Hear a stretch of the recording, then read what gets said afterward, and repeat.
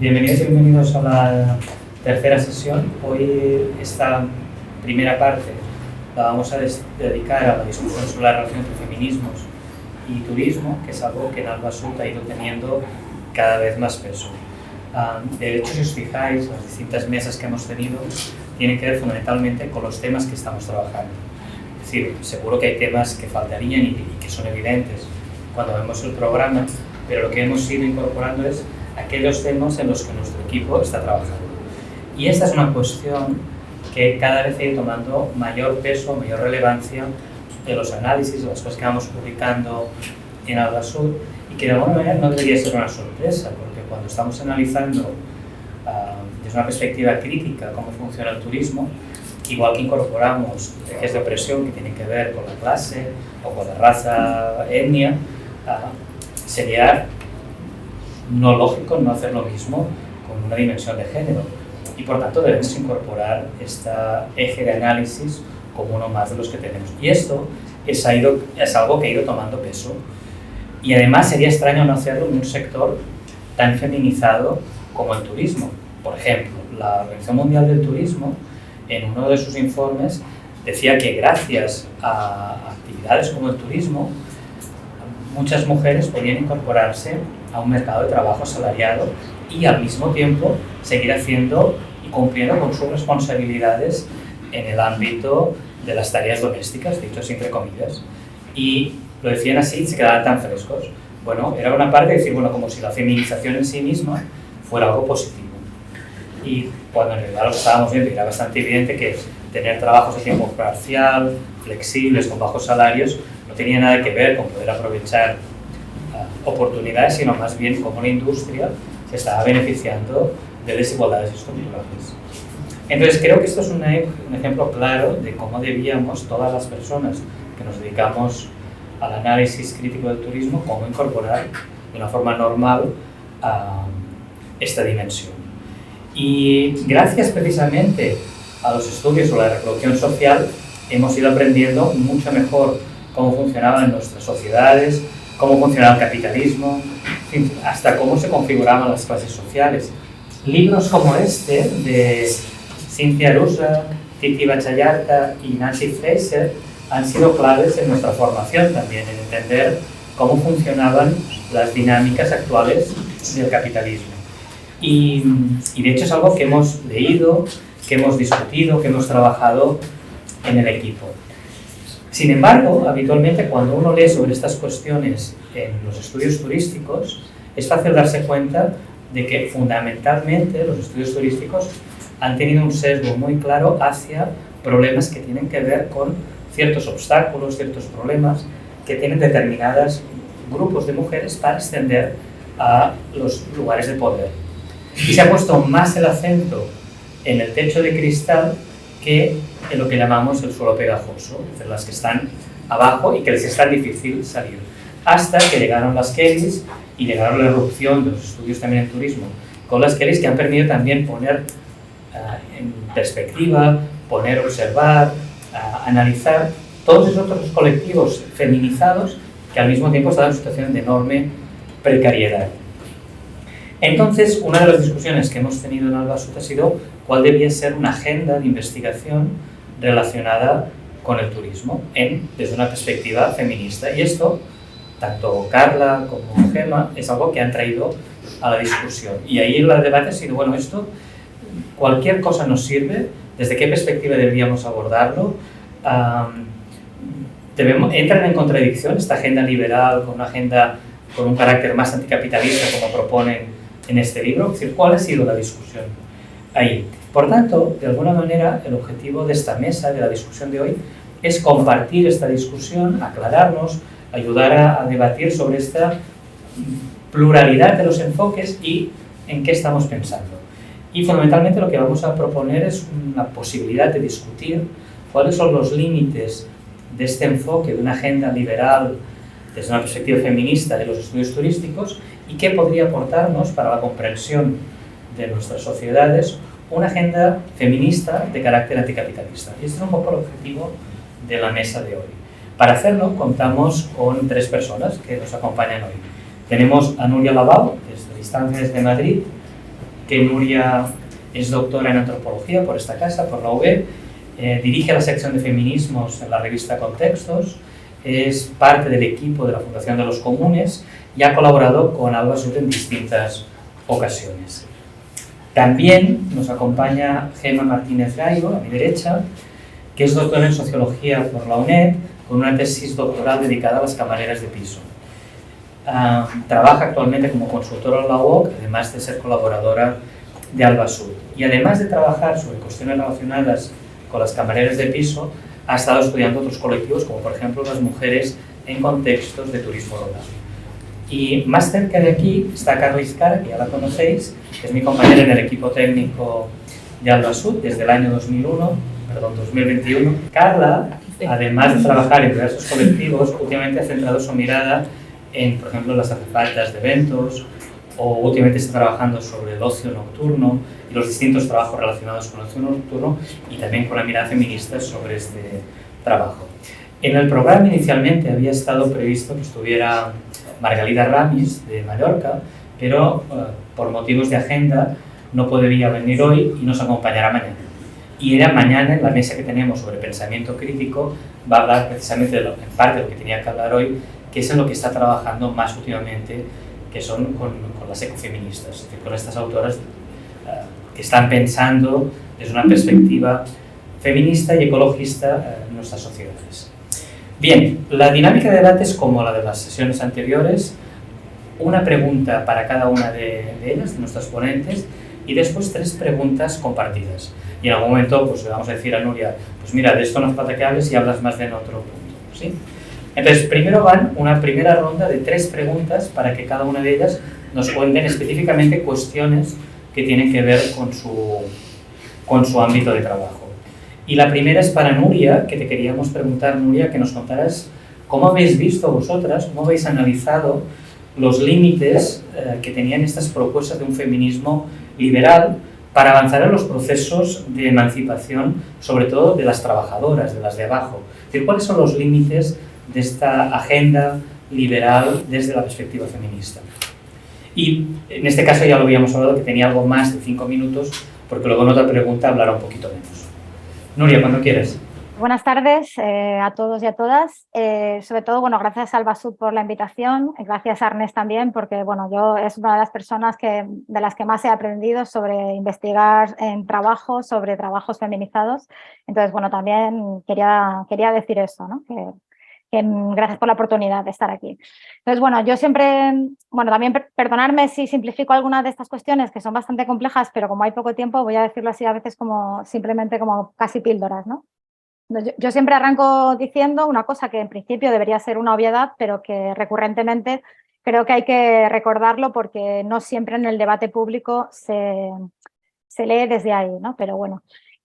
Y esto es que el feminismo siempre ha estado como surcado por diferencias ideológicas profundas, pero yo también diría que por intereses materiales y de clase bastante diferentes, ¿no? Entonces, una de las dificultades de convertir este movimiento en una herramienta efectiva, ¿no? de emancipación, y cuando hablamos de esto estamos hablando precisamente de las clases subalternas o de las personas que están más explotadas, sobre todo en el mundo del trabajo, pero no solo, pues es esta condición interclasista, digamos, donde parece que se hable, ¿no? de que el feminismo va a emancipar a todas las mujeres, ¿vale? Pero a todas por igual, todas tenemos los mismos intereses, todas tenemos la misma agenda, quién establece las prioridades y quién se erige, digamos, en representante o en la que va a liderar ese proceso de prioridades o de cambio o va a establecer esa agenda, ¿no? Entonces yo creo que esto es importante recordarlo. Evidentemente, y esto también simplificando un poco el panorama, pero yo voy a hablar de lo que considero a grandes rasgos que es el feminismo liberal. Lo que pasa es que yo creo que también aquí habría una discusión, porque aquí en el Estado español se supone que el feminismo liberal nunca ha sido como muy fuerte, aunque sí que tiene como vetas que de vez en cuando aparecen, sino que más bien se expresaba a través de lo que parecía ser el feminismo socialdemócrata, ¿no? Pero yo creo que a la hora del tipo de políticas que se implementan, lo que vemos un poco es que comparten el mismo marco de comprensión de la igualdad, ¿no? Entonces, de alguna manera lo que estas opciones, y sobre todo la liberal, analiza o ve, es que la igualdad se concibe como una igualdad entre hombres y mujeres y precisamente no entre mujeres, ¿no? O no entre distintas, bueno, no incluso entre distintas hombres y mujeres de distintas clases sociales. ¿No? Es una concepción de la igualdad muy restringida a hombres y mujeres en abstracto, ¿no? Pues, sin entender también o sin profundizar entre las diferencias de clase que se producen ahí, ¿no? Y cómo se articulan esas diferentes desigualdades que, bueno, sabemos que, bueno, una de las aportaciones teóricas así para pensar esto es la cuestión esta de la interseccionalidad, que no voy a entrar, pero bueno, que está ahí, ¿no?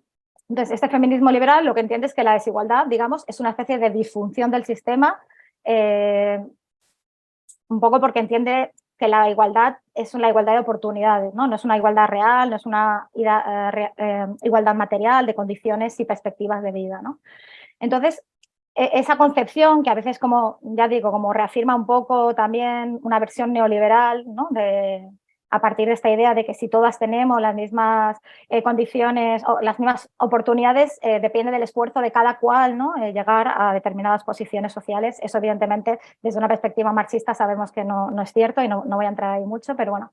En cualquier caso, esta concepción de la igualdad entre hombres y mujeres, sobre todo lo que está conduciendo es a políticas de paridad, ¿no? Que se llaman políticas eso, muy centradas en el techo de cristal, y eso se expresa muchas veces a través de lo que se han llamado políticas de discriminación positiva, y que básicamente son cuotas. Bueno, es una cuestión que viene de Estados Unidos, incluso de la era Nixon hace bastantes años, hace como 40 años, y se basa en eso, digamos, establecer cuotas en espacios de poder, ¿no? Lo hemos visto con la ley de paridad que había propuesto el PSOE en esta legislatura, que pretende pues, que haya incluso mujeres, ¿no? En consejos de administración de las empresas, pues que sean paritarios, ¿no? Es decir, en realidad esas políticas a quienes llegan son a las mujeres de determinado estrato social, ¿no? Para que ellas puedan llegar a todas partes, ¿no? No toca el resto de la organización social y de alguna manera puede tener una consecuencia que es que, bueno, determinadas mujeres consigan la igualdad, mientras todo el cuerpo social, digamos, se empobrece, ¿no? Porque muchas veces incluso se implementan al lado de políticas de marcado acento neoliberal, ¿no? Entonces, bueno, esas políticas de discriminación positiva, ya digo, llevan implementándose mucho tiempo en Estados Unidos, y los estudios, no voy a entrar a dar bibliografía, pero si luego os interesa os puedo mandar cosas. La bibliografía, los estudios lo que dicen es que de alguna manera los beneficios de estas políticas han alcanzado mayoritariamente a la clase media alta, ¿no? La diferencia de lo que ganan las mujeres y los hombres y sus condiciones en ese estrato social más alto se ha reducido enormemente desde que se empezaron a implementar a finales de los años 70, mientras que el resto digamos, del cuerpo social, sobre todo la base de la pirámide, es una pirámide social empobrecida, racializada y con mucha desigualdad, ¿no? Y si alguna vez esa desigualdad entre hombres y mujeres en la base de la pirámide se ha reducido, es porque las condiciones de los hombres de bajo estrato social han empeorado. O sea, se han aproximado a las mujeres no porque ellas hayan ascendido, sino porque las de los hombres han descendido, ¿no? Incluso hay autoras que hablan de la feminización del trabajo de los hombres en esos estratos, ¿no? Porque adquieren características de temporalidad, de parcialidad, etcétera, que antes definían, digamos, lo que era el trabajo femenino, ¿no? Entonces, bueno, desde una perspectiva que podemos llamar feminismo anticapitalista o feminismo de clase, digamos, lo que se plantea no es esto, no es que determinadas mujeres lleguen a determinadas posiciones de poder, ¿no? Sino alterar esas jerarquías del poder, ¿no? Darle la vuelta, cambiar la actual forma de organización de la sociedad, ¿no? Entonces, la igualdad desde esta perspectiva se piensa como un problema de redistribución de poder y un problema de redistribución de recursos, ¿no? De manera que los trabajos con peor reconocimiento social, ¿no? Peor remunerados, con peores condiciones laborales, se puedan trastocar, se puedan elevar, se pueda hacer, digamos, política emancipatoria poniendo esos intereses de esas mujeres en concreto en el centro, ¿no? Yo diría también desde mi feminismo que el horizonte sería abolir el trabajo asalariado, pero bueno, eso quizá para otro debate, en este contexto es más difícil introducirlo, pero bueno. El objetivo de eso, pues evidentemente, es cambiar la sociedad en un sentido emancipatorio, ¿no?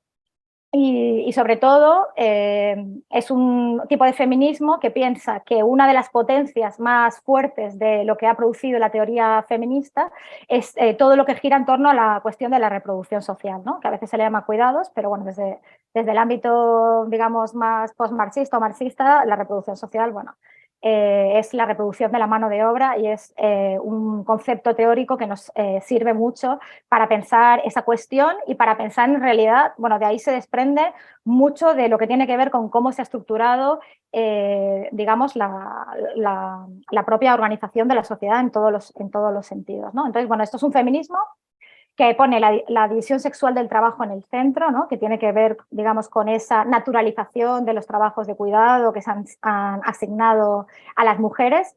No digo aquí tradicionalmente, porque a veces tradicionalmente es un poquito engañoso y precisamente si recurrimos a feministas de este tipo, posmarxistas o autónomas como Silvia Federici, vemos que esto es una producción netamente del capitalismo, ¿no? Y que esa separación entre tareas de reproducción y de producción es una separación totalmente artificial que el capitalismo, cuando se genera o se construye, crea de alguna manera y que también, como es artificial, va a requerir durante todo su desarrollo un grado fuerte, o sea, una violencia muy fuerte para, digamos, reasertar o asentar, digamos, esta división, ¿no? Esta división entre tareas de producción y de reproducción.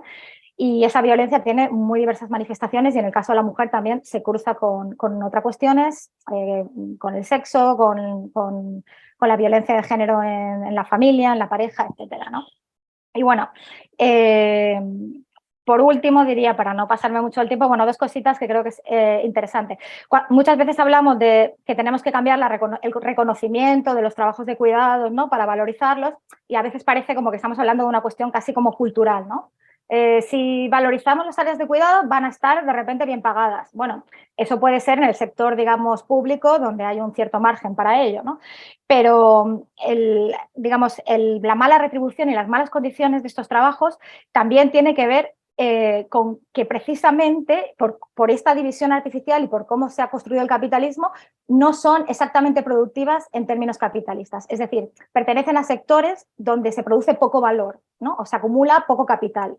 Entonces, yo creo que esto es interesante porque, o sea, digamos, si tú piensas desde este lugar, sabes que no basta con decirlo, cambiar la cultura. Lo que tienes que hacer es cambiar el sistema, porque si no, no puedes reconocer esos trabajos, digamos, en términos salariales de otra manera, ¿no? Lo ideal sería, digamos, desde un punto de vista de la emancipación, que de la vida dependiese cada vez menos de un salario, ¿no? Y que esa reproducción social, digamos, pues lo que se tiene que socializar, ¿no? En términos emancipatorios, bueno, que cada vez más partes de nuestra vida no dependan del salario del trabajo, ¿no? Sino que haya servicios públicos o comunales, comunitarios, como le queráis llamar, ¿no? Hay todo un debate sobre qué tipo de alternativas podemos generar, ¿no? Entonces, bueno, a este breve esquema acabaría diciendo que hay otra aportación que yo creo que hay que hablar siempre cuando hablamos de feminismo anticapitalista, tenemos que situarlo también aquí, que es toda la aportación teórica que han hecho los feminismos negros, sobre todo en Estados Unidos, pero no solo, que precisamente ellas fueron unas de las primeras que dijeron, oye, esta categoría que se está utilizando, ¿no? De las mujeres, como si fuésemos parte todas de lo mismo, tuviésemos los mismos intereses o compartiésemos las mismas experiencias de vida, no vale para hablar de nuestras expectativas o de nuestras luchas, ¿no?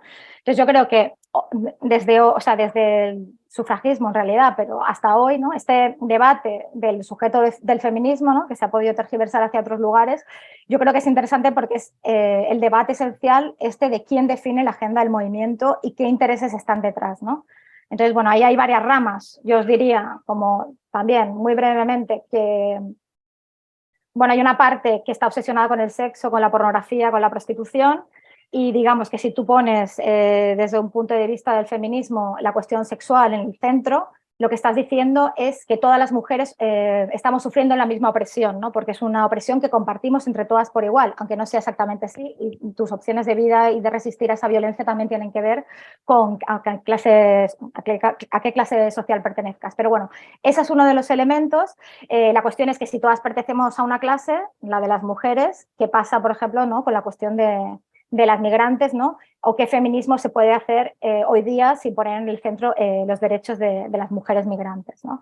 Entonces, bueno, de ahí me estoy pasando un poco del tiempo, pero ya cierro, prometo, ese debate, ¿no? Sobre las leyes y, digamos, conquistas que se están diciendo que se se redactan o se aprueban en nombre del feminismo, en nombre de qué feminismos se están haciendo, ¿no? Y también habría otra discusión que tiene que ver con esta idea del feminismo del 99%, que también era una idea mucho de una época, ¿no? De cuando nos movilizamos durante el 15M, como que había una posible alianza interclasista, ¿no? Entre clases medias y clases subalternas contra ese 1% que es el que está destruyendo el mundo y apropiándose de los beneficios del trabajo explotado. Pero yo creo que dentro del feminismo tenemos que tener un debate también sobre si el feminismo de clase media, más que el feminismo incluso de élite, es el que está liderando las demandas del feminismo y qué consecuencias tiene eso a la hora de la aprobación de determinadas medidas, ¿no? Y os pongo también un ejemplo muy breve, que es esta cuestión, por ejemplo, de la discusión de la ley de CSC, sobre todo la parte penal, que se estaba teniendo, digamos, una parte de esa discusión al mismo tiempo que se estaba aprobando una ley de vivienda. Entonces, la ley de vivienda no se considera que es una ley feminista, aunque afecte, yo creo, probablemente mucho más a la vida de las mujeres, ¿no? La aprobación de esa ley, sobre todo de las mujeres que están más oprimidas, y sin embargo sí se considera que la cuestión de las agresiones sexuales y sobre todo que la posibilidad de una ley penal vaya a mejorar realmente la vida de estas mujeres. Bueno, entonces, solo por introducir como un ejemplo de qué debates están pendientes y sin más, bueno, lo voy a dejar aquí. Luego, si queréis introducir o debatir sobre algunos de estos elementos que he traído aquí. Y hay otra cuestión que tampoco he nombrado exactamente, pero que yo creo que también desde un feminismo anticapitalista no solo tenemos que pensar en los trabajos de cuidados, sino también en la cuestión del trabajo sexual o de aquellos trabajos que ni siquiera tienen esta consideración de trabajo y por tanto no tienen ningún derecho y además son fuertemente criminalizados y qué consecuencias tiene eso, no solo para las mujeres que ejercen el trabajo sexual, sino también cómo se está utilizando como, digamos, como una herramienta de control de las migraciones, ¿no? Incluso la lucha contra la trata. Y bueno, gracias y perdonadme que me he extendido un poco. Pues gracias, Nuria. De hecho, habíamos pactado que ya se alargaba un poco más, porque luego hablará un poquito menos en las otras preguntas. Vamos con la siguiente cuestión. Y queríamos preguntarle a Carla que nos contara cómo han sido los enfoques predominantes en los estudios de género vinculados al turismo. Es decir, qué se ha estudiado y desde esta perspectiva del 99 o perspectiva anticapitalista, qué límites se le pueden ver a este enfoque predominante. Vale.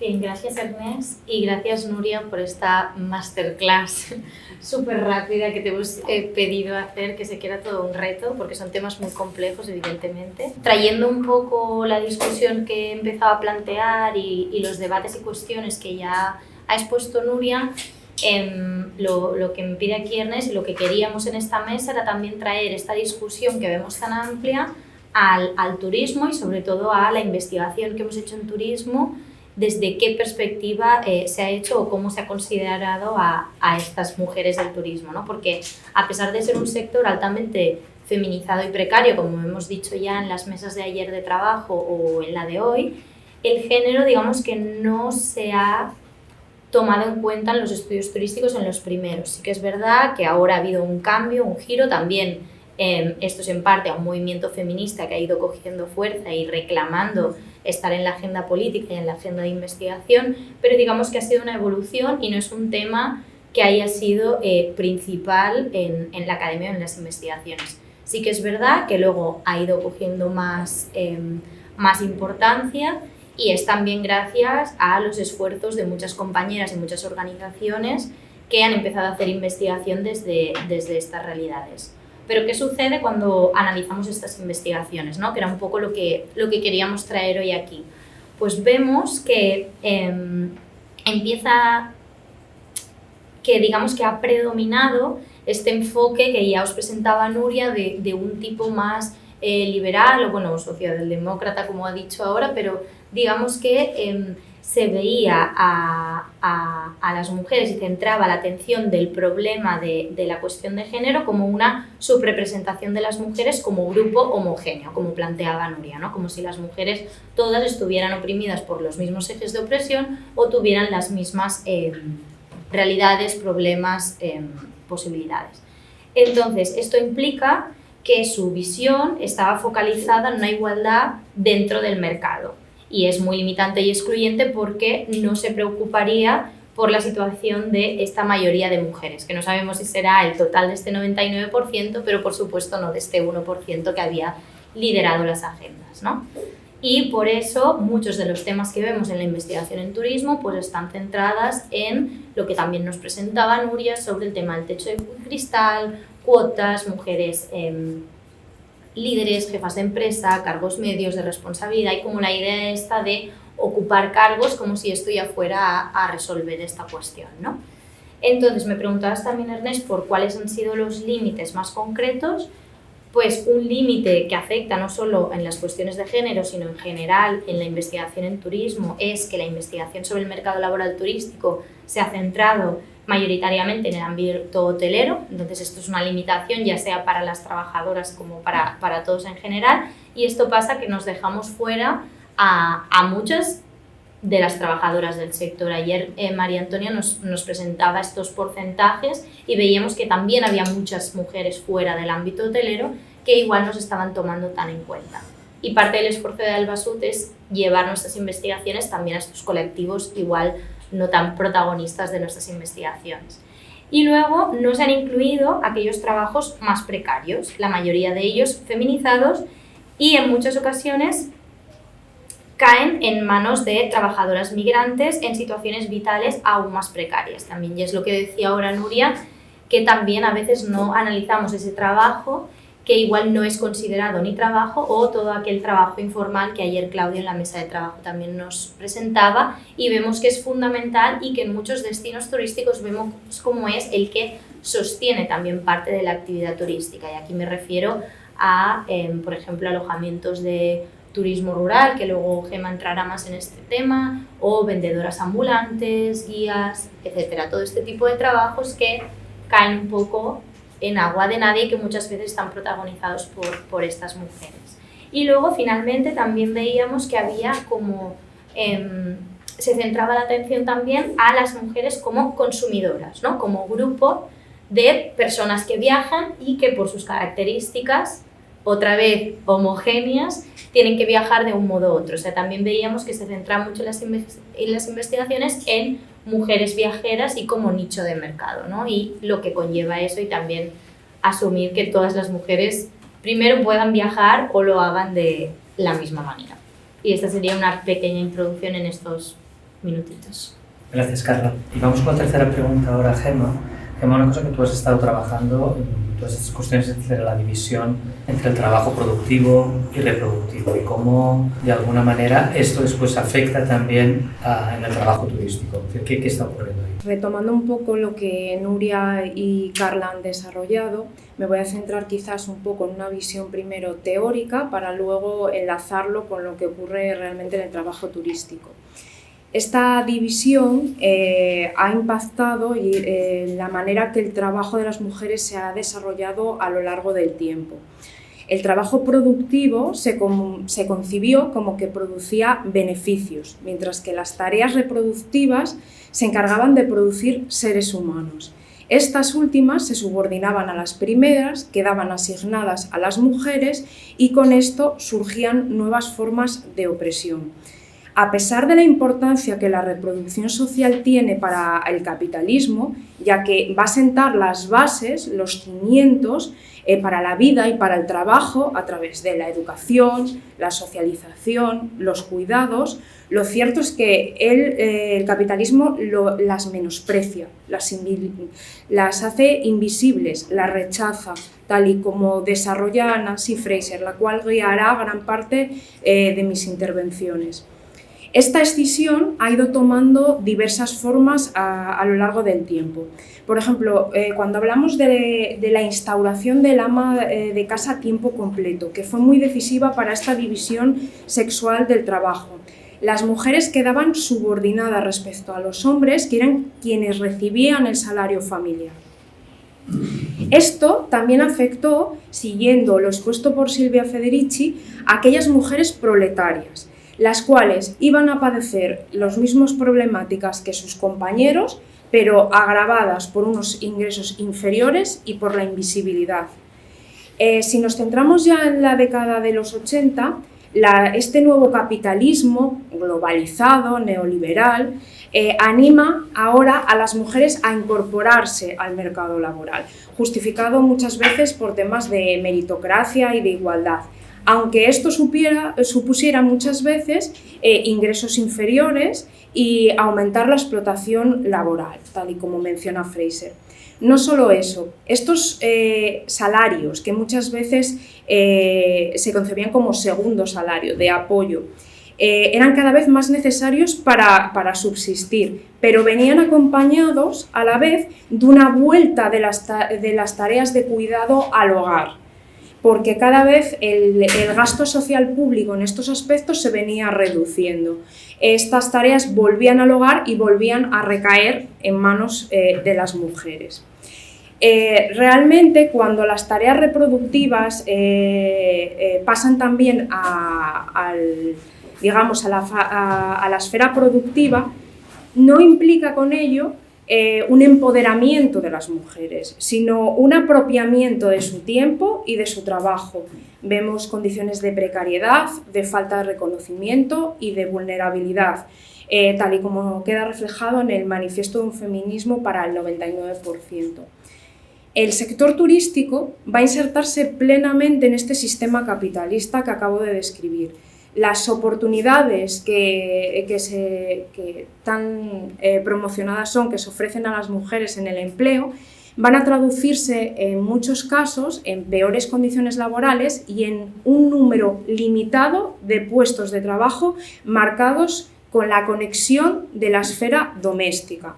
Resultan frecuentes las actividades turísticas con contratos estacionales, temporales, jornadas a tiempo parcial, en la economía informal, habitualmente en manos de mujeres. Suelen contar además con mayor inestabilidad, menores ganancias y menores oportunidades de movilidad laboral. Es más, tal y como señala Sinclair, estas trabajadoras suelen acceder al mercado laboral turístico para determinadas ocupaciones cuya demanda está condicionada muchas veces por el género, la raza y la nacionalidad. Además, esto acaba reafirmando estos estereotipos de género sobre la asignación de tareas a hombres y mujeres de manera diferenciada, reforzando así las desigualdades de género en el sector. Asistimos así a una segregación ocupacional donde es más frecuente encontrar a las mujeres en puestos como atención al cliente, limpieza, tareas que muchas veces se asumen como innatas y desarrolladas posteriormente en la socialización. Es preciso, por tanto, dar valor a este trabajo reproductivo y a todos los empleos relacionados con este. Abandonar esa idea de que son tareas fáciles y baratas, ya que esto en lo único que se deriva es en la precarización del trabajo y también de la vida de aquellas que lo desempeñan. Gracias, Gemma. Y lo que os queríamos pedir es, bueno, si ponemos la atención en los análisis del trabajo y aplicamos este enfoque desde una perspectiva feminista anticapitalista, ¿qué cuestiones serían relevantes? Es decir, ¿qué habría que analizar cuando miramos trabajos vinculados al sector servicios? Y eso es lo que te queríamos pedir a ti, Nuria, y en concreto en el ámbito turístico.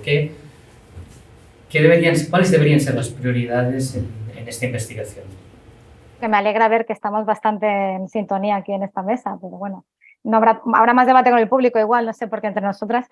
Bueno, nada, esta cuestión de qué especificidad tiene la explotación, ¿no? En el caso del trabajo de las mujeres, yo creo que, bueno, una cosa evidente que se traduce, o sea, que se trasluce después de estas primeras ponencias, digamos, es precisamente, ¿no?, investigar cuáles son las condiciones específicas de los trabajos feminizados, ¿no?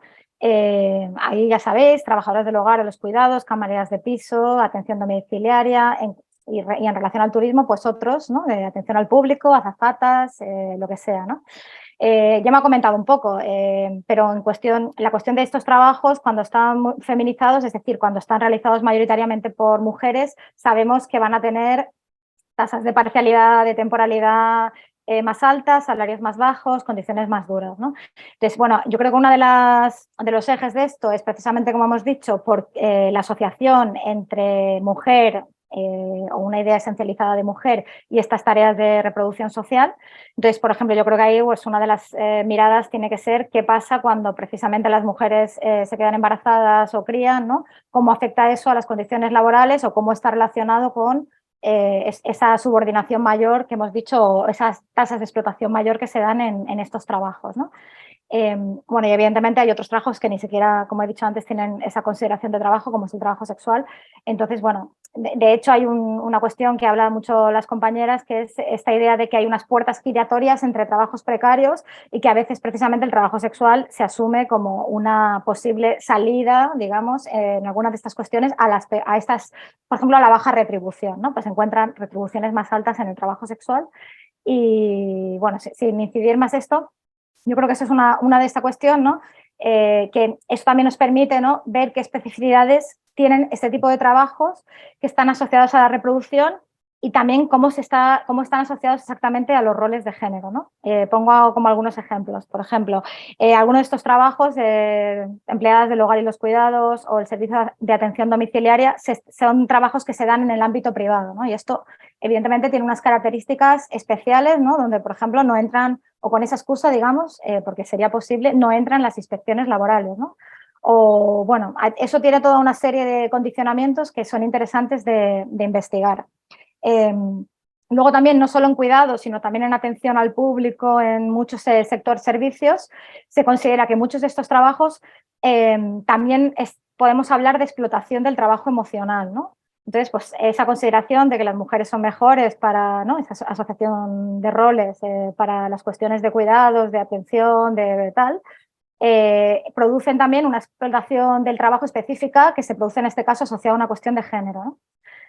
Podríamos hablar también de patologías específicos, ¿no? Esto es una cosa que aprendí de Ernest, ¿no?, que él explica un poco cómo muchos de esos trabajos no son considerados especialmente duros, por tanto no tienen jubilaciones anticipadas o otras consideraciones que tienen otro tipo de trabajos masculinos, pero el sector de cuidados está lleno de enfermedades laborales no reconocidas, ¿no? También hay una cuestión de género cuando estas mujeres van a pedir una baja laboral, ¿no?, por esa relación que se da con los médicos, o bueno, eso le pasa a todo el mundo con cualquier trabajo, pero en concreto con las mujeres, al menos en las investigaciones, vemos que hay una cuestión también relacionada con el género, que esas mujeres no son creídas, ¿no? Tiene que ver con una discriminación sexista. Luego hay otra cuestión que es esta de la explotación que se puede dar, digamos, del ámbito de la sexualidad. Yo creo que hay una especificidad también, ¿no?, en este tipo de explotación laboral asociado a las mujeres, que puede ser tanto en trabajos específicamente sexuales como en cualquier otro tipo de trabajo de atención al público, donde se está poniendo en juego, digamos, lo que se llama también en plano teórico eso, capital erótico, ¿no? La imagen de las mujeres, qué especificidades tiene este tipo de explotación, por qué entra en juego, por qué se pide una determinada imagen, por ejemplo, en el sector de las dependientes o en cualquier sector que tenga atención al público, ¿no? Entonces, ese es uno de los elementos que creo que también es una especificidad interesante. Y luego otra que tiene mucho que ver con, por ejemplo, esto que Carla investiga, ¿no?, del ocio nocturno y tal, ¿no?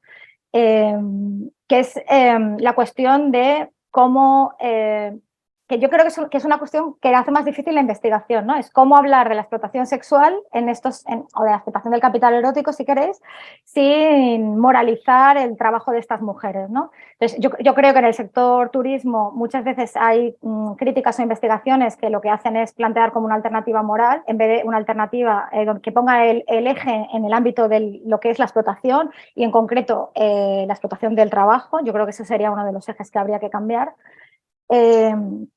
Y que, bueno, y por poner un ejemplo así muy rápido, por ejemplo, la legislación balear de estas determinadas zonas turísticas, ¿no?, que se quieren civilizar, donde de turismo de borrachera, y por tanto se prohíbe, por ejemplo, bueno, os leo literalmente, dice algo así como: se prohíben prácticas que cosifiquen o hipersexualicen a la persona, especialmente a la mujer, con la finalidad de inducir al consumo de alcohol. Ha habido una serie de multas que lo que se trata es de impedir que estas mujeres, por ejemplo, bailen, el trabajo de las bailarinas en las discotecas, etcétera. Y bueno, ahí hay todo una cuestión, ¿no?, con esta contraposición entre la mejora de la calidad de las zonas turísticas, los trabajos de determinadas mujeres, ¿no?, y también ese intento como de remoralizar.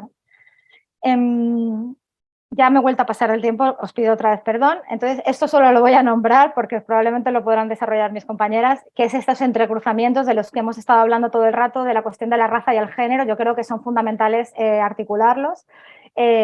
precisamente por lo que hace el capitalismo, ¿no? Es segmentar el mercado de trabajo en grupos que se puedan explotar mejor, ¿no? Entonces, bueno, ya sabemos que los trabajos más explotados tienen esta condición de raza o origen migratorio, nacionalidad diferente y género. Entonces, solo respecto de esto, sí diría pues, que hay un ámbito de investigación respecto de esas condiciones laborales. Por ejemplo, esa nueva figura legal que es trabajadoras por contingentes que se está utilizando en el campo, en la recogida de la fresa en Huelva, por ejemplo, y ese modelo de trabajadoras por contingentes ahora se está implementando también en el sector turístico, ¿no? en la cuestión de la restauración, trayendo a migrantes latinoamericanos. Y lo dejo aquí, luego si queréis seguimos. Gracias. Gracias, Nuria. Carla.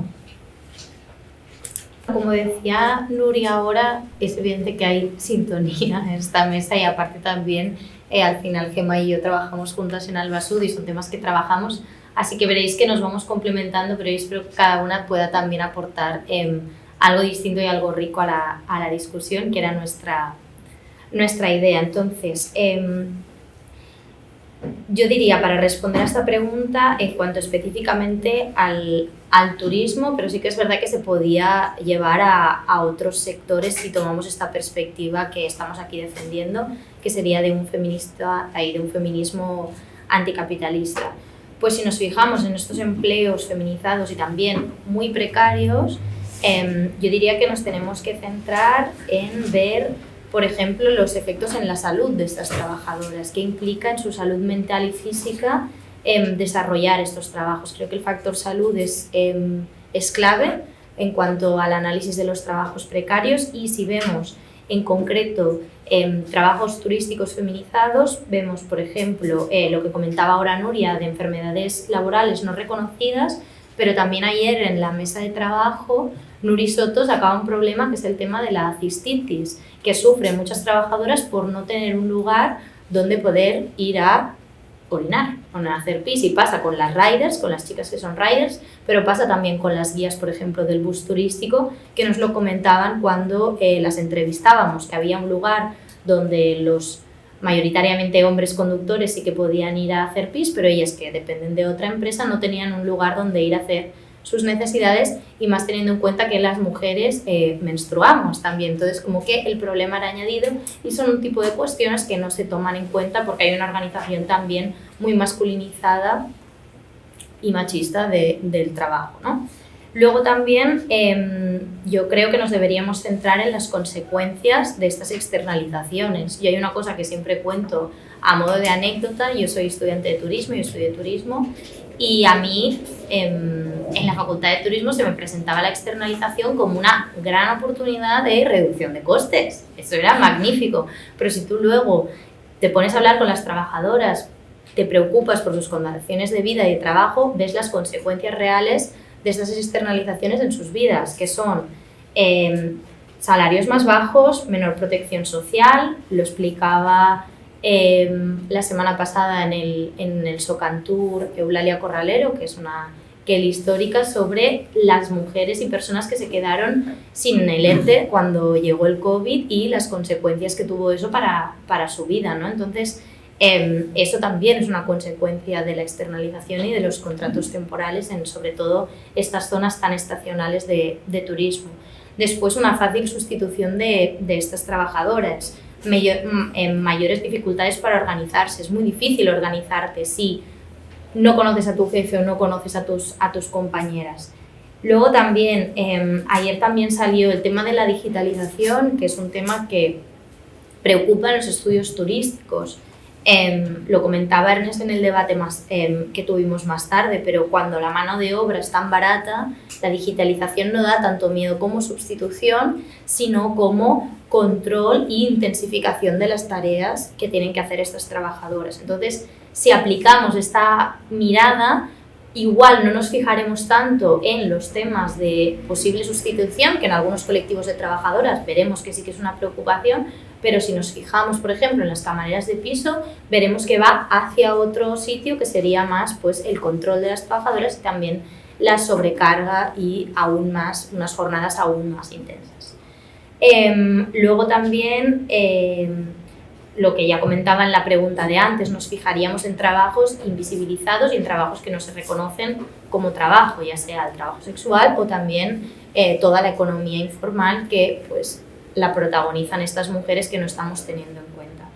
Y para terminar, priorizar a todas estas trabajadoras que hemos ido comentando, que serían estas trabajadoras de abajo o de estos estratos dentro de la jerarquía laboral más bajos, teniendo en cuenta una dimensión de clase y raza, como ahora puntualizaba Nuria, lo cual supone abordar las distintas estructuras de opresión que las afectan y dejar de tratarlas como un ente único y homogéneo.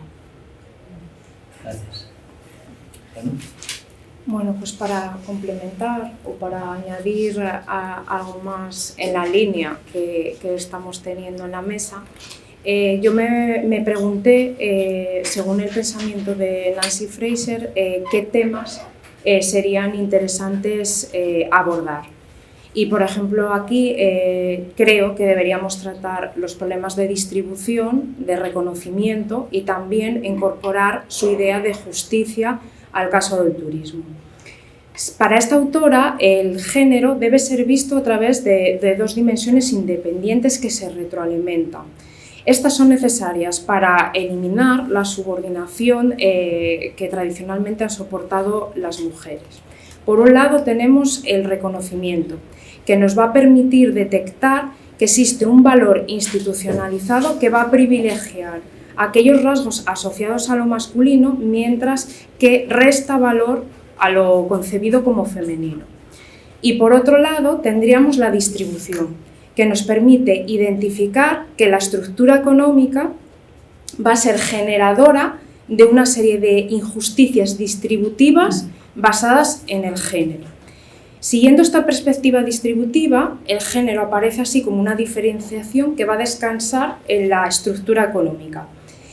Como principio de la división del trabajo, nos va a marcar una escisión entre el trabajo productivo y remunerado y el reproductivo sin remuneración, este último asignado tradicionalmente a las mujeres. Esta influencia se va a extender hacia la segmentación y estratificación del empleo remunerado, donde los hombres mayoritariamente desempeñarían ocupaciones con unos ingresos superiores, mientras que las mujeres tendrían mayor presencia en aquellas relacionadas con la atención y con el cuidado, cuyas ganancias tradicionalmente son inferiores. Concretamente, en los servicios de alojamiento, por ejemplo, las trabajadoras se concentran en trabajos peor pagados, menos valorados y que requieren escasa cualificación, realizando muchas veces tareas ya denominadas de mujeres, como pueden ser las tareas de limpieza. Este hecho no encuentra ninguna justificación por diferenciación de nivel formativo ni nada, simplemente es una división sexista de las tareas. Se produce así una injusticia distributiva que se va a sentar en estas diferencias de género y que obliga a estas trabajadoras a soportar muchas veces explotación laboral, trabajos no deseados, mal remunerados, que no proporcionan los ingresos suficientes para llevar a cabo una vida con unas condiciones adecuadas. Por otro lado, el reconocimiento se va a enfocar más bien a las normas de género que acaban influyendo tanto en la cultura como en un sistema estratificado que se va a basar en el estatus. Lo que comentaba antes de que se favorecen a los aspectos masculinos frente a los femeninos. El estatus de la mujer, por tanto, se encuentra subordinado en función de su género, lo que conlleva situaciones de vulneración de derechos, violencia o marginación, tal y como apunta Nancy Fraser. Ejemplos de ello en el turismo encontraríamos la violencia sexual, el acoso, representaciones sexualizadas y estereotipadas en la promoción del sector, el escaso valor que se da a las tareas desempeñadas mayoritariamente por mujeres, aunque no solo a ellas, no afecta solo a las mujeres. Todos los grupos sociales que hoy en día cuentan con un bajo estatus social, aplicando lo expuesto por Cristina Morini al sector turístico, corren hoy el peligro de ser feminizados y, por tanto, maltratados e infravalorados. Las características de gran parte de los empleos turísticos, como los bajos salarios, la precariedad, la flexibilidad, la capacidad multitarea, derivan en unos ahorros en costes que las hacen ser atractivas para el capitalismo, lo que hace que éste desee extender estas condiciones a toda la fuerza laboral. Se necesita, por tanto, una política redistributiva para evitar esa desigualdad y esa explotación de las trabajadoras turísticas, pero igualmente importante sería acabar con esa falta de reconocimiento y corregir esa devaluación estructural de lo considerado como femenino. Junto con ambos aspectos, me gustaría mencionar muy brevemente la concepción de justicia que suponga la paridad participativa, la representación y la capacidad de protesta. Es preciso dar voz a la contribución de las tareas reproductivas y de todos los aspectos que quedan aún invisibilizados de los empleos asociados a estas tareas, así como su explotación por parte del capitalismo, para que éstas ocupen el lugar que merecen como interlocutoras plenas en la sociedad, tal y como señala Nancy Fraser. Gracias, Gemma. Queríamos pediros que bajáramos un poco el zoom y analizáramos algunos colectivos en concreto. Ayer Gemma nos estuvo contando sobre el colectivo de camareras de piso y ya lo abordamos. Y además a veces tenemos la sensación de que hay un cierto sesgo hotelero en los estudios turísticos y dentro del sector hotelero hay un sesgo hacia las camareras de piso. Entonces os queríamos pedir también que habláramos de otros colectivos. Y en concreto os queríamos pedir a ti, Carla, si nos puedes contar qué está ocurriendo en el sector de las azafatas de eventos y sobre todo en esta última etapa de reactivación, de cambio están viendo, y en tu caso, Gemma, si nos puedes contar en torno a las trabajadoras que están vinculadas al turismo rural. Y Nuria, si tú quieres después, puedes hacer un comentario o añadir algo más, ¿vale? Pero no te pedimos que hables de ningún colectivo en concreto. Entonces, ¿empiezas tú, Carla? Vale. Bien, pues yo voy a hablar de las azafatas de eventos. Entonces, para presentar este trabajo, creo que hay una característica que primero tenemos que sacar a la mesa y es que es un trabajo liminal. ¿Y qué quiere decir eso? Que muchas veces las personas que desempeñan este trabajo lo ven como un trabajo temporal que harán en una etapa concreta de su vida, como puede ser, pues la mayoría de estas azafatas son chicas de 18 a 25 años que están estudiando una carrera o tienen otro trabajo, y este trabajo lo que hace es complementar sus ingresos o generar una nueva fuente de ingresos que puedan usar para luego lo que ellas quieran, ¿no? Entonces esto ya vemos que irá también definiendo un poco el trabajo y también las expectativas profesionales que hay en este trabajo. Entonces, otra característica fundamental que afecta por completo las condiciones de trabajo de estas trabajadoras es que es un trabajo mayoritariamente externalizado. Son empresas que tienen a este grupo de personas que, en base a un cliente que quiere organizar un evento, la requiere y entonces es esta empresa externa la que organiza el personal. Pero la mayoría de ellas son pues azafatas de ETTs y pueden estar en más de una y todo. ¿Esto qué sucede? Como explicaba en mi anterior pregunta, pues que hay una poca capacidad de organización por las mismas características del trabajo, pero también la idea esta de que es un trabajo temporal, de que no vas a hacer toda la vida y que igual no te genera una gran expectativa profesional, porque también la escala profesional es muy corta y es muy difícil llegar a puestos de mando o tener como una perspectiva profesional dentro de este sector empezando como azafata, hace también que igual no haya como esta voluntad de organizarse, aparte de también la poca capacidad por el hecho de externalizar y que cada día igual trabajas con compañeras distintas. Y también una gran opacidad dentro de las empresas, de quién te contrata, el cliente final, etc. Entonces, dicho esto, una de las características es que los salarios son muy bajos, más o menos está entre los 7 y 10 euros la hora netos, pero sí que es verdad que el cliente está pagando 20 euros. Entonces, esta empresa externa es la que se está quedando pues, el 10 euros, que sería la diferencia aproximadamente, ¿eh? Son tarifas más o menos una media así hecha a grosso modo. Y luego también vemos que hay un pago distinto en función de las cualidades, entre comillas, de la azafata. Y estas cualidades serían tanto la imagen como los idiomas o la responsabilidad. Vemos que cuanta más responsabilidad tiene esta azafata, si es jefa de equipo, cobrará más, pero también vemos diferencias en función de conocimiento de idiomas, o sea, sí que hay un reconocimiento a la responsabilidad y también a una formación, pero también vemos como estas azafatas llamadas azafatas de imagen están cobrando más por cumplir esta imagen, ¿no? Y también nos cuestionamos, bueno, ¿qué tipo de imagen es la que te hace ganar este plus de sueldo, ¿no?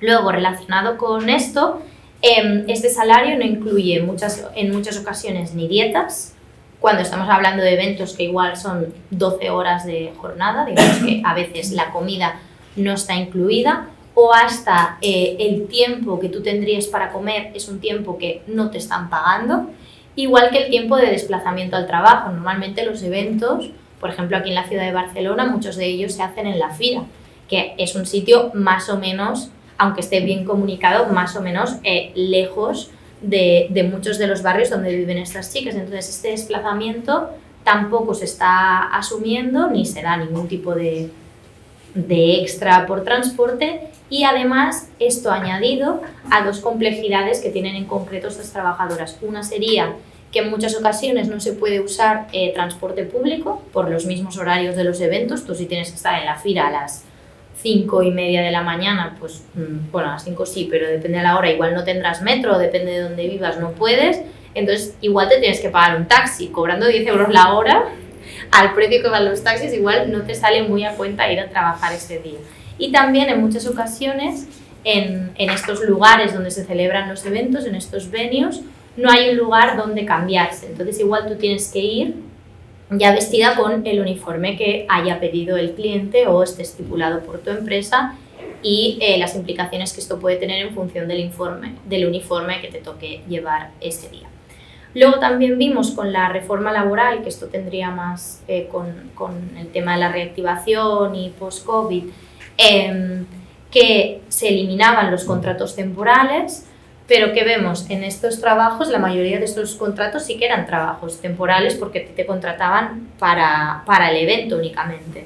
Bueno, pues veíamos que en vez de usar contratos fijos discontinuos o, por ejemplo, hacerlas indefinidas, lo que se hacía era que el coste de multa, que son 27 euros por contrato, lo asumiera el cliente final, y esto se especificaba en los contratos con las empresas. O sea, vemos que sí, se hace una norma, se hace una legislación, pero luego esto no tiene ningún tipo de repercusión en una mejora de las condiciones de trabajo. Y que muchas veces, aunque mejoremos las condiciones de empleo, vemos que luego la realidad es muy distinta, ¿no? Y luego, en relación a lo que he ido ya comentando del uniforme, de las azafatas de imagen, etcétera, y vinculado con lo que nos presentaba Nuria sobre este capital erótico, que lo ha llamado ella, pero también este trabajo estético, sexualizado y también emocional, vemos que es un factor determinante en este trabajo en concreto, y vemos como estas empresas lo que hacen es sacar beneficio comercial de la sexualidad, emociones y estética de las trabajadoras. Entonces, en unas declaraciones de unas entrevistas que justo hacía con Ernest Cañada, una chica nos decía que la presencia es muy importante cuando estás trabajando cara al público y es lo que vende. Y usaba estas palabras, o sea, realmente sí que hay una conexión con este beneficio comercial que se saca.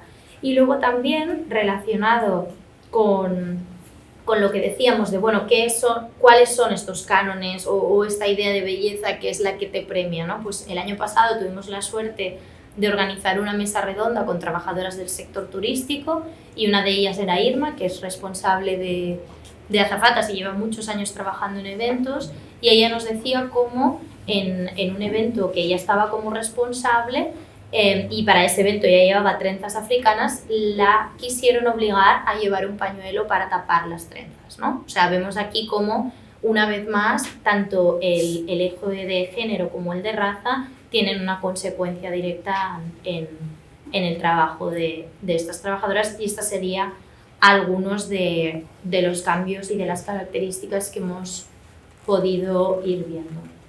Muy bien. Gemma.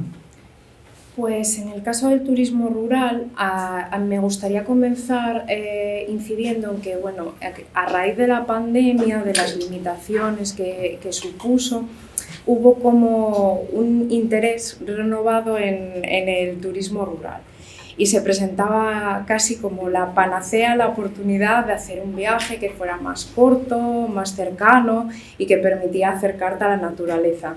De manera que personas que nunca habían utilizado este tipo de alojamientos o habían hecho este tipo de actividades se acercaban por primera vez a este tipo de alojamientos. No obstante, una vez pasado estas etapas, podemos decir que lo que son las trabajadoras de esta actividad siguen teniendo prácticamente los mismos problemas que tenían antes.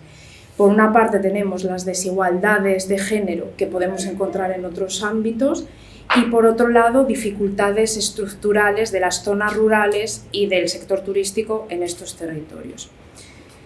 Los establecimientos de turismo rural siguen presentando una elevada estacionalidad, como muestra el último barómetro de turismo rural. Esto se traduce en reservas irregulares, muy centradas en épocas vacacionales y festivas. Siguen existiendo problemas, por ejemplo, de conectividad a Internet, que para los negocios esto es un tema importante. Tampoco se cuenta muchas veces con una buena red de comunicaciones hacia ciudades. A esto se sumarían todos los problemas actuales de subida de precios, cómo trasladar estos costes nuevos sin perder competitividad. También cómo abordar la masificación de ciertos territorios turísticos en estas áreas rurales. Desde el Gobierno de España se describe a las mujeres rurales como decisivas para la cohesión social territorial, además de considerarlas como el vector más importante de emprendimiento y de innovación en estas zonas.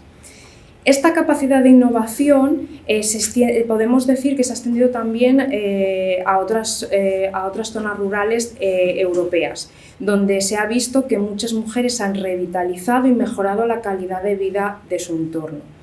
No obstante, sus empleos siguen considerándose muchas veces una prolongación del trabajo doméstico, reforzando así la división sexual del trabajo. Las trabajadoras turísticas rurales se ven afectadas, como hablaba, por otros problemas que afectan a las mujeres en el mercado laboral, como la discriminación, la segregación ocupacional o la precariedad. Existe una elevada temporalidad, son comunes las contrataciones muy irregulares y los bajos salarios. Las escasas oportunidades laborales del entorno les obligan muchas veces a aceptar y mantenerse en estos puestos, tal y como mencionan Gemma Cánovas y Asunción Blanco. Por su parte, Brunet y Alarcón describen cómo estas mujeres rurales acaban viendo cómo el trabajo productivo y reproductivo se acaban entremezclando. Pero a través de la realización de una doble jornada, que muchas veces no está remunerada. En otros muchos casos en los que sí que existe salario, este sigue concibiéndose como una ayuda o un complemento a la renta familiar. La gestión efectiva y la toma de decisiones siguen muchas veces en manos de los hombres, lo que invisibiliza y limita la autonomía de estas mujeres. Por otro lado, la titularidad, cuando hablamos, por ejemplo, de establecimientos, aunque pueda recaer muchas veces en ellas, lo cierto es que a veces es una mera excusa para acceder a algún tipo de ayuda, tal y como mencionaba Muñoz Sémeco en sus investigaciones. También deben enfrentarse al envejecimiento poblacional, que obliga a estas mujeres muchas veces a encargarse y al cuidado de varias personas mayores dependientes, en un entorno que muchas veces carece de buenas comunicaciones y no tiene servicios públicos cercanos. Se necesitan, en definitiva, más ayudas a apostar por estas zonas, ayudas que favorezcan la contratación de personal, para eliminar este trabajo no remunerado. También para la innovación, la mejora de las infraestructuras que mencioné antes, los servicios sanitarios y educativos, en definitiva, para que no se abandone este territorio. Todo esto afecta a las trabajadoras turísticas, pero también al resto de la población de estas zonas. Que el campo sobreviva, que las zonas rurales sobrevivan, depende en gran parte de mejorar la situación de todas ellas. Gracias, Gemma.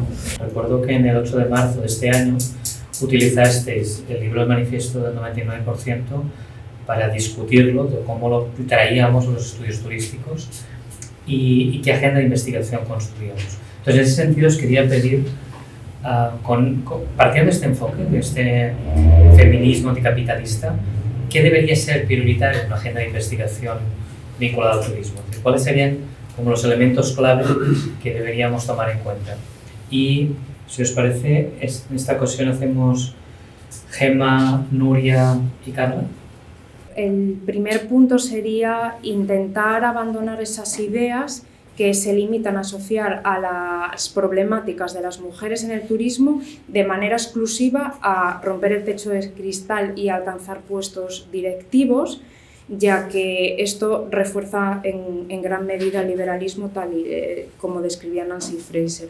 Se debe ampliar el campo de estudio y profundizar en las problemáticas de la mayor parte de las trabajadoras del sector, que muchas veces han quedado invisibilizadas. También prestar atención a todo lo referente a la reproducción social, porque se encuentra muy relacionado con estos empleos turísticos, incluyendo también intereses relacionados como pueden ser las tareas de cuidado, las problemáticas de la población inmigrante, etcétera. Todo esto permite tener una visión como más amplia y romper un poco con esta escisión que mencionaba antes que ha hecho el capitalismo de esferas productiva y reproductiva. Sería ampliar a todos los problemas en los que tuviéramos en cuenta la reproducción social, intereses de tener un trabajo seguro y decente, incluyendo los intereses de las trabajadoras migrantes en situación administrativa irregular, trabajadoras sin remuneración. Es importante eliminar brechas salariales, tomar interés y profundizar en la economía informal, en los estereotipos de género, en la protección social, en revalorizar los puestos de trabajo. Por otro lado, integrar aspectos de la sociedad que también intervienen en el turismo, que están relacionados, por ejemplo, las políticas de vivienda, cuyas dificultades están muy presentes en el sector, con la gentrificación, por ejemplo. Es necesario también prestar atención a problemas medioambientales causados por el propio turismo, la explotación de recursos naturales, la contaminación, que tienen mucho impacto también en las mujeres, e incorporar en mayor profundidad a todo lo que tiene que ver con la opresión de género y sexual para tener más recursos para eliminarla. Prestar atención a temas como el racismo y las dificultades para regularizar la situación administrativa que llevan muchas veces a soportar situaciones de explotación laboral y todos aquellos que no han tenido un desarrollo suficiente.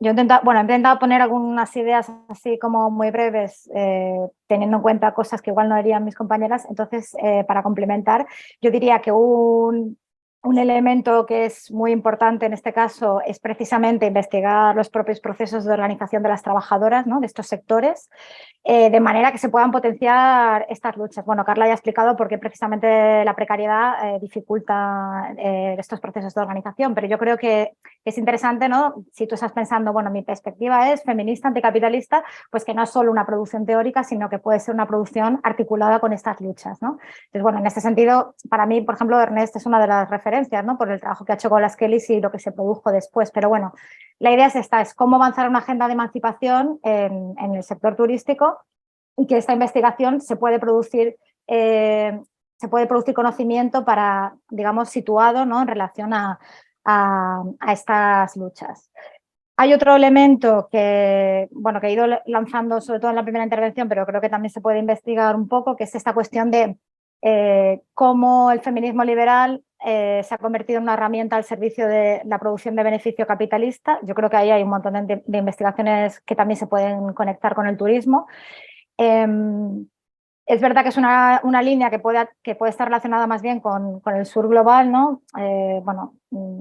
Cómo se implementa una agenda neoliberal bajo este discurso de emancipación femenina, que parte un poco de la institucionalización de lo que fue la gran ola feminista de los años 70, ¿no? Pero cómo llega hasta ahora.